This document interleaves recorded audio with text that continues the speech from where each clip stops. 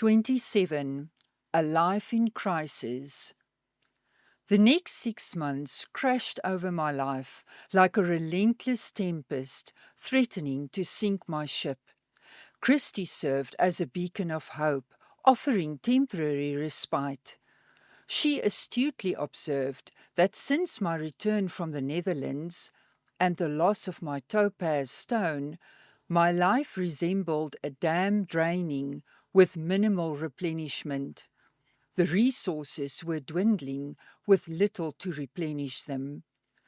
Financial pressure overwhelmed me. In an effort to boost my income, I hired estate agents, but this decision introduced new challenges.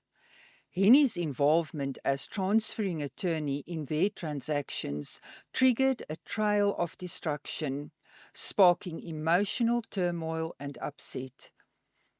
Esther Marie's university expenses rested entirely on my shoulders, as Henny declined to contribute financially.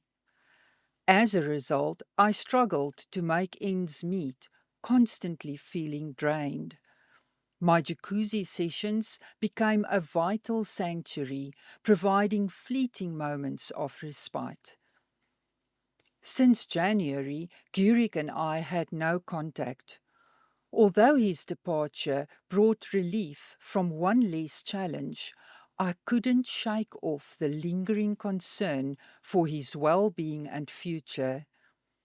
He had relocated to Franschhoek, where he was getting by on a meager, temporary part-time income. Amidst this chaos, the adoption agency replied with more questions. Their inquiry infuriated me. What the fuck? Do these people never learn? Can't they just for once fucking help me and stop with all the bullshit questions? They asked.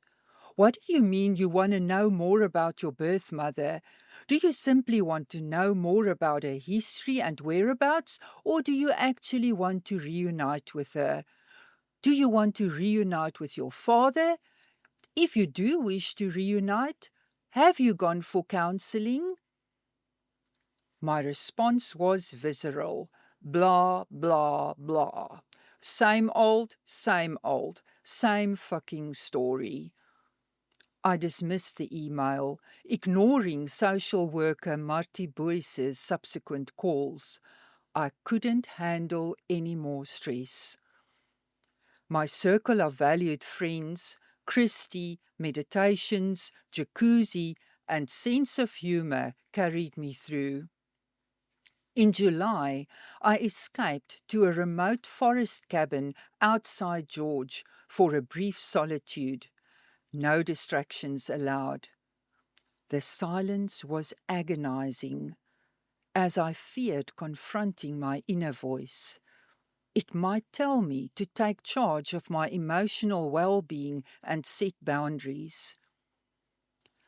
During the full moon weekend, I kindled a fire, its dancing flames and wooden aroma my only companions, as I reflected on my courage to spend time alone. This was my first such experience. I sought to find my position in the maze, making sense of the present and chart a future course. Depression loomed, and I had to silence the voice of desperation. A few days later, Isak phoned, concerned. I shared briefly. He said, Elmarie, money troubles often indicate issues with the mother. Why not attend the next Family Constellations workshop? We'll constellate you, your mother, and money. Desperate, I saw this as a lifeline and agreed.